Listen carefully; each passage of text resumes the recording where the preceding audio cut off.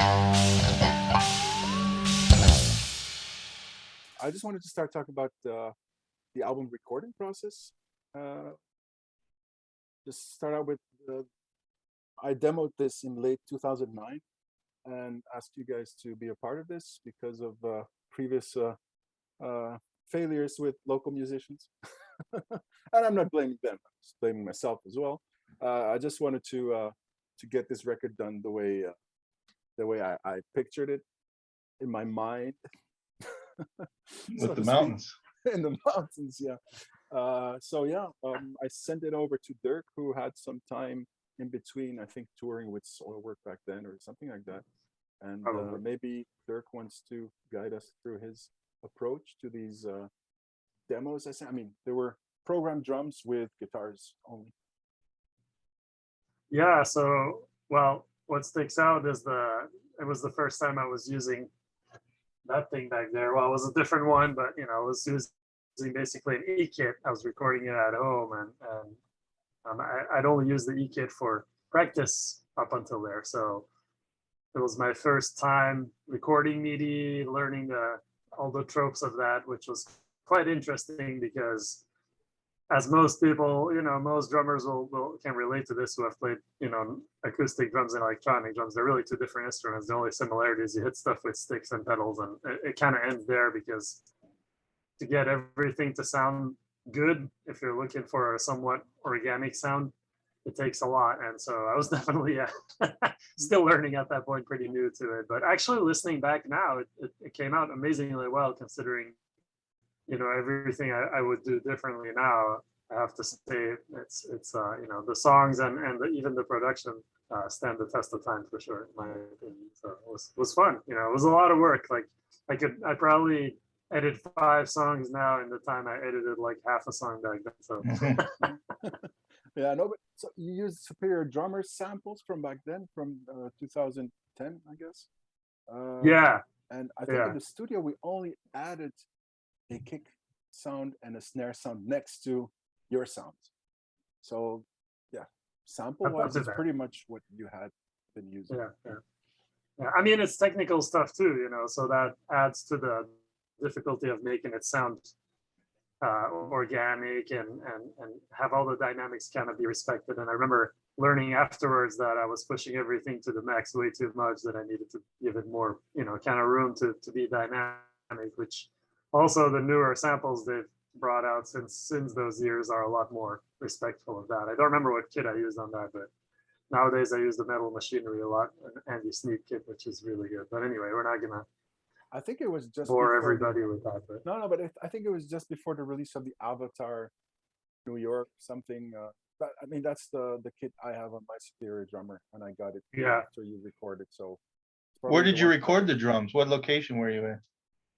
LA, we my wife and I lived in Cleveland at the time, so it was in our house in Cleveland. Really? Oh, I thought you were in LA already.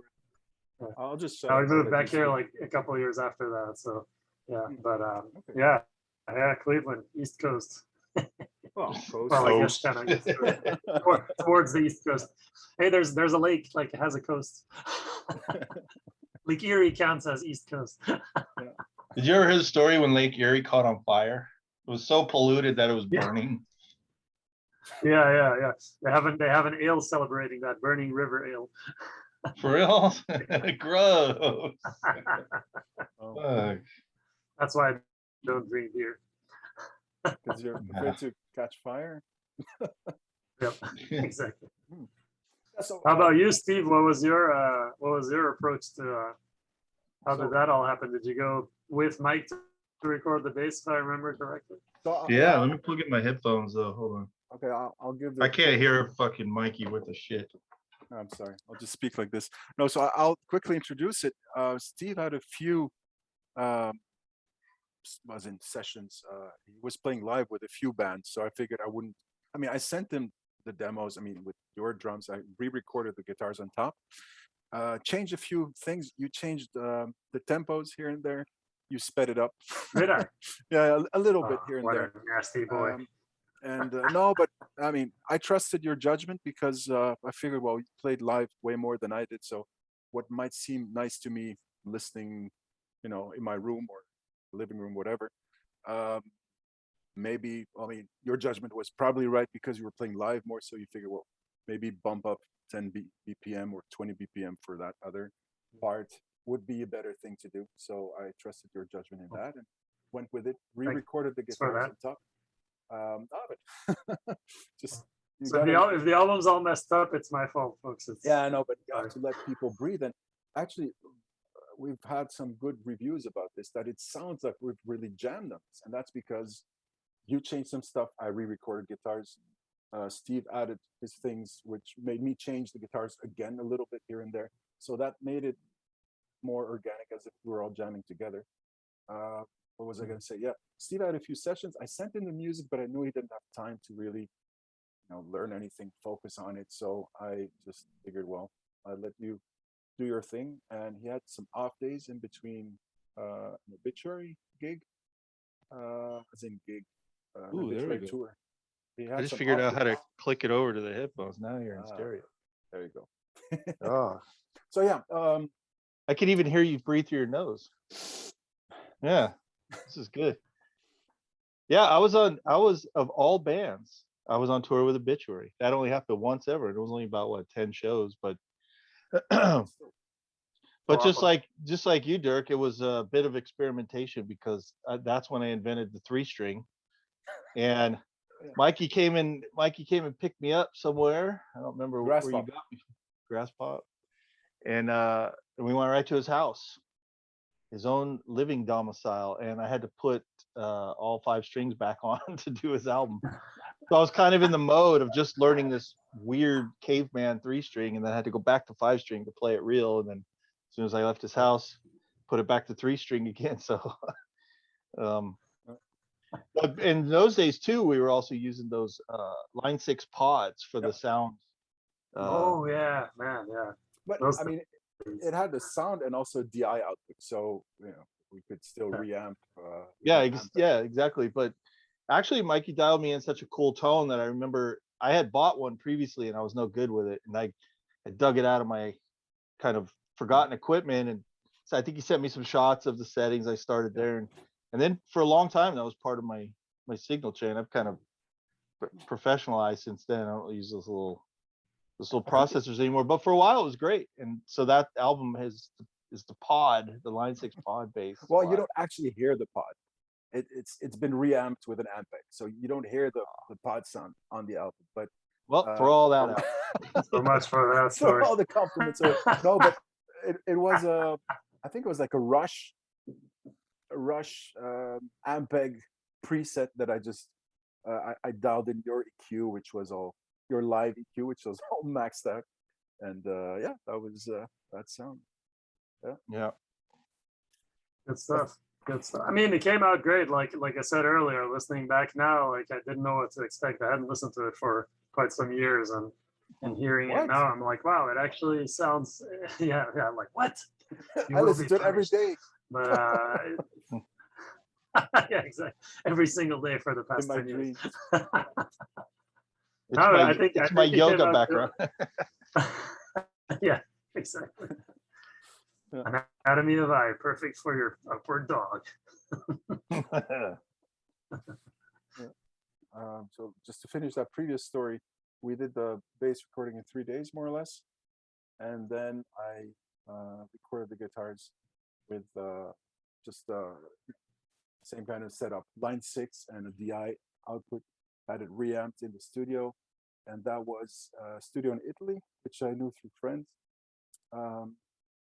The guy who mixed it and mastered it is called Simone Mularoni, who plays guitar in BGM, and he mixes all kinds of things. The BGM is kind of like a Symphony X kind of band. They're conscious of it, so I can say it. They don't mind it. They don't mind the comparison. They toured with them as well. He's a good guy. He knows his stuff, and yeah, he mixed and mastered it. Something recently that he's mixed is the Michael Romeo albums. The sound quality, and everyone focuses on the shredding, but the overall sound quality, the bass tone,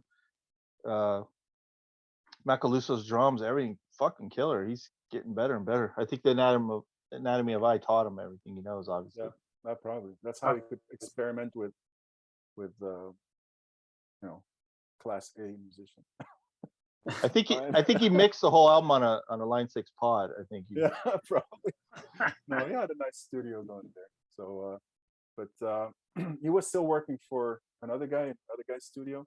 So it was mixed in that other guy's studio, but it's was mastered in his own studio when he was just starting up. So, but he had already 10 years of experience when he did our album. that's a good mix. Yeah. But then now, what's this re-release? So what's the story behind that? Tell us. So We don't know. We're in the band. We don't know. it's streaming already. So I stole the idea from an infamous drum and bass tape that was mysteriously circulating the underground in the 90s. I have no idea what you're talking about. Which was the so okay, you don't know what I'm That's talking about. Alex's fault. I know. It was my turn to record the guitars, but I actually spent quite a few weeks just playing. I put that on a CD and listened to that in the car. I was like quite enjoying that achievement, I guess your achievement, and didn't start. That's a great napalm, that song. Is it? Look how small the bass amps are now. Look at that. Wow, that's incredible. That's pretty cool. That's a good promo item right there. All right. Ah. Too bad you don't have So one, though, good. right? So, yeah, I will just send this to us, okay? How do you pronounce that in Dutch? EBS. Ebs? You don't say like Epsh? Ebs? No, but Please end with. more seriously, so I was listening to the drum and bass tracks, just enjoying that for what it was, and because of this infamous drum and bass underground cassette tape that was circulating in the 90s of We were the so album stoned too, Human. man. Fuck. I figured, well, it'd be pretty cool to have this released as a bonus thing as well, once there is some sort of anniversary going. So that's where that came from. I added the demos, the rough demos. So what you're hearing on the demos is drums programmed by me, as in on a like a little Boss DR Dr. Groove box. So I just played along to things and then moved everything, the MIDI, moved it on the grid to have it tight. Guitars to that, and I also recorded bass. So Dirk, you got the drum and guitar version when you recorded. You learned the parts, and before Steve showed up, I added bass to that. So you never heard the bass, the version, the demo version with bass. And Luckily Steve didn't. for you. Sorry. Just kidding. I said, luckily for you, you never heard those. I'm just kidding. No, because the sound is kind of cutting up sometimes. I didn't. Oh, sorry. But yeah, so there's the demos are on there as well. No vocals because I started. I have a question. Yeah. So are any of those songs from some previous jam sessions you and I did in person back when after we were at the lycée and you came over to my place a few times in the ensuing years?